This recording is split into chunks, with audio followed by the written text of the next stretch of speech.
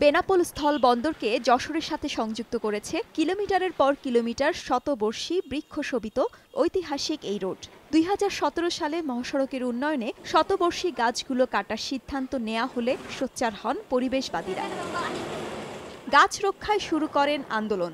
শেষ পর্যন্ত কালের সাক্ষী হয়ে এই গাছগুলো রেখেই যশোর বেনাপোল মহাসড়ক পুনর্নির্মাণের সিদ্ধান্ত নেয় সরকার।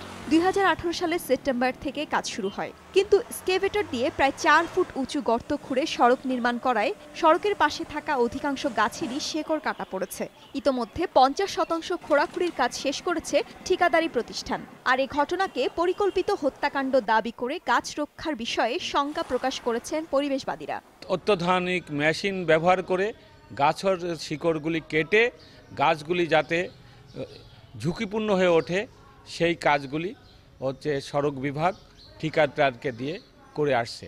এদিকে শেকড় কাটায় দুর্বল হয়ে বেশ কয়েক স্থানে উপড়ে পড়েছে গাছ। আরও গাছ উপড়ে পড়তে পারে এবং তাতে জানমালের ক্ষতির আশঙ্কায় আতঙ্কিত সড়কের পাশের বাসিন্দা ও সড়ক ব্যবহারকারীরা। খনন করার সময় শিকড়গুলো কেটে যায়, যার কারণে গাছগুলো এখন বর্তমানে 99% ঝুঁকিপূর্ণ। আমরা সবসময় আতঙ্কিত থাকি কখন এই গাছ পড়ে আমাদের ঘরবাড়ি নষ্ট হয়ে যায় কিনা। চলাচলে বিশাল সমস্যা, কখন কোন মুহূর্তে গাছ পড়ে যায়, শিকড় মিকড় কেটে দিতেছে।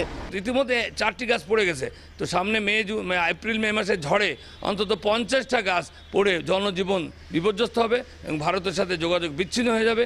পরিবেশবাদীদের অভিযোগ অস্বীকার করে সড়ক বিভাগ বলছে, গাছের শেকড় কাটায় ঝুঁকি বাড়লেও সড়কের স্থায়িত্ব নিশ্চিত করতে এর বিকল্প নেই। ইঞ্জিনিয়ারিং এর কাজের স্বার্থে আমি ওখানে শিকড় রেখে কাজ করলে আমার সড়কটা তখন অপরিকল্পিতভাবে হয়ে যাবে এবং সড়কের স্থায়িত্ব তখন নষ্ট হবে। সুতরাং বর্তমানে যে অর্থটা ব্যয় করা হচ্ছে তাতে আমাদের সরকারের ভাবমূর্তি নষ্ট হবে এবং সরকারেরই তখন আর্থিক ক্ষতি হবে। ২০১৭ সালে যশোর রোডের দুপাশে ৬২০টি শতবর্ষী সহ ২৩১২টি রেইন ট্রি গাছ কেটে ফেলার সিদ্ধান্ত নেওয়া হয়। বর্তমানে গাছ রেখে এডিবি উন্নয়ন প্রকল্পের আওতায় প্রায় ৩২৯ কোটি টাকা ব্যয়ে ৩৮ কিলোমিটার এ সড়কটির পুনর্নির্মাণের কাজ চলছে। সময় সংবাদ, যশোর।